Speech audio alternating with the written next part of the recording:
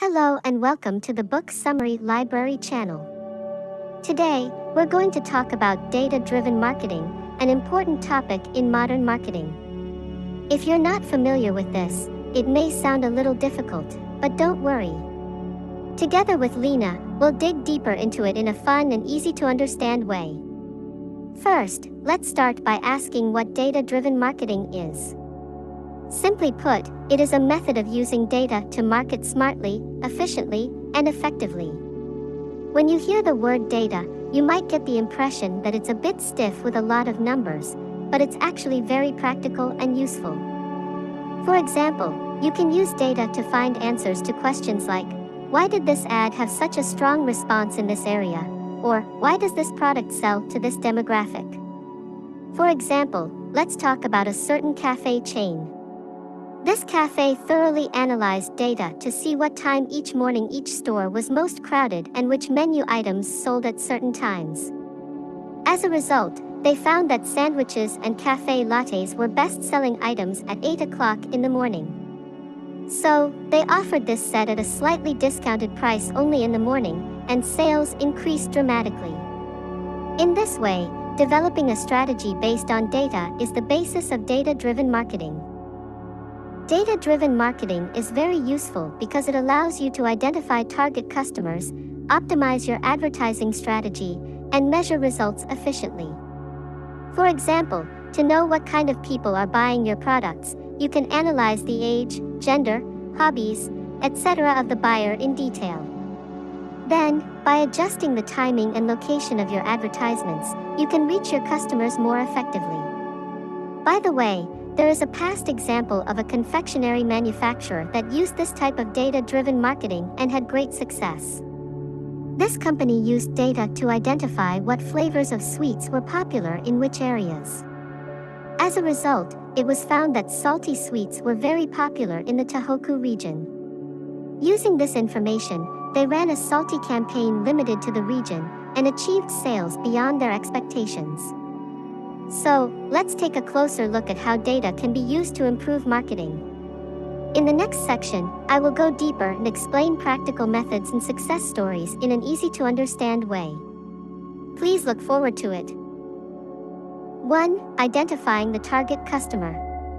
Now, let's talk about the first step in data-driven marketing, identifying the target customer.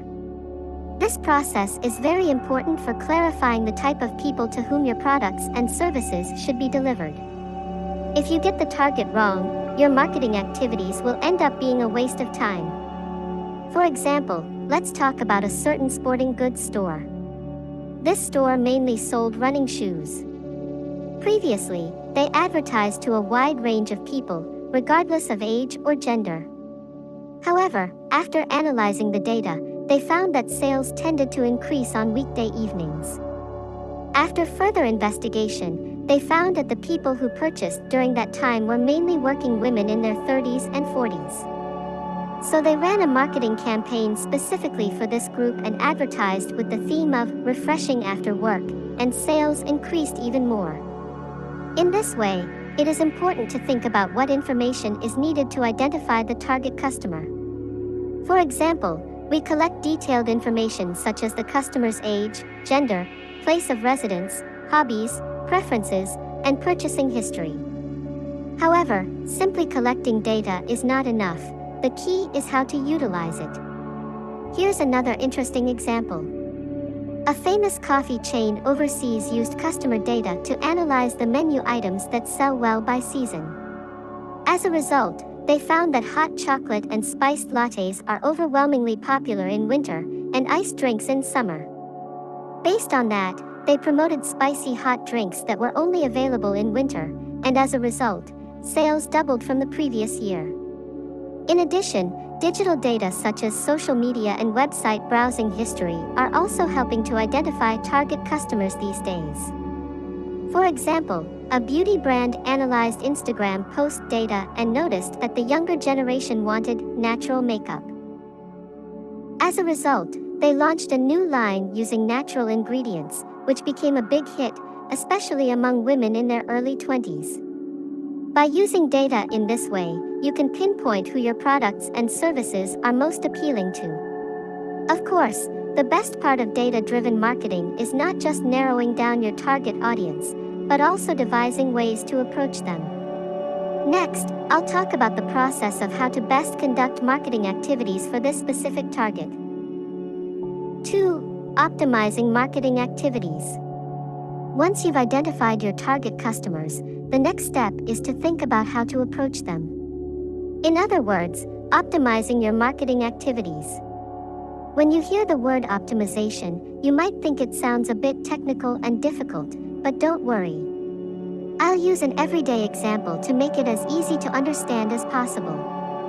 For example, a local bakery noticed that the products they sold on weekday mornings were different from the products they sold on weekends. On weekday mornings, busy commuters were popular for their easy-to-eat croissants and sandwiches, but on weekends, families came and often bought slightly more luxurious sweets.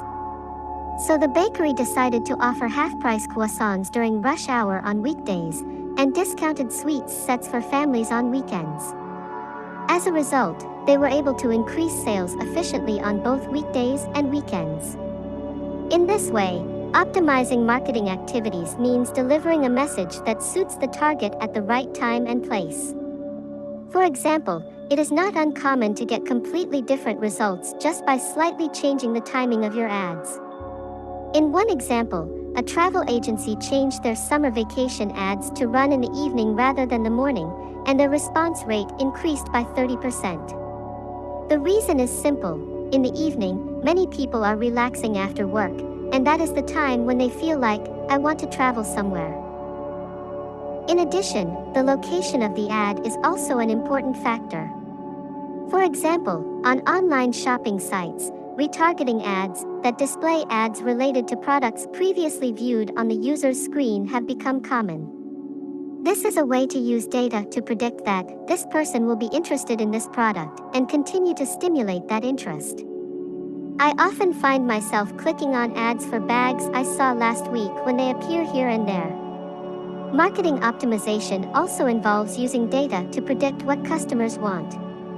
For example, online bookstores often use the "people who bought this book also bought these books" recommendation function. This method is called market basket analysis. It is a system that analyzes the contents of supermarket shopping baskets and thinks, if this person bought bread, they might also want jam. As a result of this optimization, marketing efficiency improves dramatically, making it possible to achieve high results while keeping costs down. Of course, this requires accurate analysis of data and a flexible strategy based on it. The key to success is to use data to approach customers in a natural and comfortable way. Next, I will talk about how to measure the results of these efforts and use them in the future. 3. Measuring and using the results. Now, the last step is to measure the results of marketing activities and think about how to use the results in the future. This process is the essence of data-driven marketing. Because by using data to accurately understand what was successful and what could be improved, you can plan your next actions more effectively. For example, consider a campaign run by a movie theater. The theater ran a senior discount campaign during the daytime on weekdays. The theater used data to measure how many customers actually took advantage of the discount and whether they became repeat customers as a result of the discount. As a result, the campaign was a great success, and not only did it double the number of senior visitors, but it also turned out that the number of senior customers who returned with their friends and family increased. In this way, using data to confirm how effective the campaign was is measurement of results. Furthermore, let's think about how to use the measurement results in your next strategy. For example, let's say a restaurant introduced a new menu item as another example. The restaurant used not only sales data for each menu item, but also online reviews and surveys to analyze in detail which dishes were the most popular and at what time of day they were most frequently ordered. As a result, they found that the most popular new menu item was the Mediterranean seafood pasta. Based on this data, they launched a campaign for pairing wines with pasta for the next season. This led to even higher sales.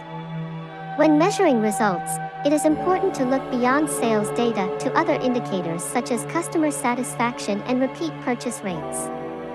For example, one apparel brand used the post-purchase review feature on its website to collect customer opinions and incorporate them into the design of its next collection. As a result, not only did sales of the new collection significantly exceed those of the previous collection, but customers' trust in the brand also increased. Of course, not all results lead to success. But that is the biggest point of utilizing the power of data. By learning from data not only successes but also the causes of failures, you can evolve in a better direction. For example, if an advertising campaign ends up with a lower response rate than expected, thoroughly investigate which factors influenced it. Was it because the target was not right, the timing was bad, or was there a problem with the ad content itself? By analyzing this, you can see specific improvements to make the next campaign a success. By repeating the process of measurement and utilization, your marketing strategy will become more and more refined. And ultimately, you will be able to get closer to the marketing ideal of delivering the right product to the right person at the right time. So, I have talked about the important processes of data-driven marketing, identifying target customers, optimizing marketing activities, and measuring and utilizing results. These 3 steps may seem independent, but in fact they all work together. And that is also the greatest value of data-driven marketing. Think about it. In the world of marketing, which has often relied on intuition and experience, the accuracy of judgment has improved dramatically by adding solid evidence, such as data. It's like going from searching for a path in the dark to getting a bright map. For example, if you were to open a new restaurant, wouldn't you think your chances of success would be much higher if you had all the data about the customer demographics in the surrounding area, the situation of competing stores, and the trends in popular menu items? The biggest advantage of data-driven marketing is not just to increase sales. It is also a tool for building trust with customers and bringing long-term success. For example, after analyzing customer data, a furniture manufacturer noticed that many customers had trouble assembling the product after purchase. They then posted assembly videos on their website and began offering assembly services at the time of purchase for an additional fee. As a result, customer satisfaction improved significantly and the number of repeat customers increased. This is an example of how using data to meet customer needs has made it possible to provide value beyond just selling products. Furthermore, this method can be applied to businesses of any size. Not only large companies but even small, privately owned shops can achieve great results by using data. For example, let's say a small flower shop in town uses data to analyze which flowers sell best in which season and adjusts the amount purchased. As a result, not only will they be able to reduce waste and cut costs, but they will also be able to propose flower arrangements that are perfectly suited to the season to their customers. And the use of data is not limited to business. There are many ideas that can be used in our daily lives. For example, by recording and analyzing household expenses as data, you can review wasteful spending and discover areas where you can save more. In this way, the idea of data-driven has the potential to enrich our lives itself. Finally, let me tell you a little about the goals of this channel, Book Summary Library. This channel is not just about delivering knowledge. Our hope is that you will use this knowledge to make your future brighter. Please try incorporating data-driven marketing, which I talked about today, into your daily business and life as a tool to take that first step. And if you see more smiles around you, that will be our greatest joy. Thank you so much for listening today. A successful future awaits you. I would be very happy if you would support me by subscribing and liking my channel. Let's learn together again next time. I hope your future will be even brighter.